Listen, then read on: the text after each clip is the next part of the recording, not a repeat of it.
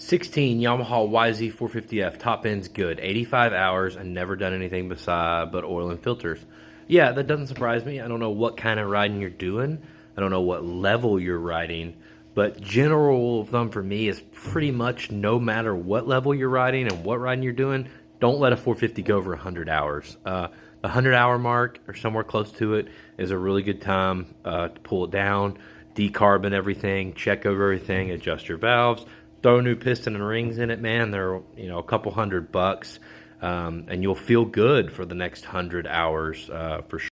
Will it run for a long time after that? Yeah, of course.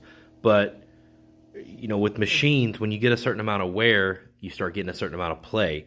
When you start getting a certain amount of play, it accelerates your wear and wears things out that wouldn't normally wear out. So, you exponentially increase your risk for a catastrophic failure or wearing out cylinders and heads and stuff that don't need to wear out if you just tear down, adjust valves, and throw a piston in it.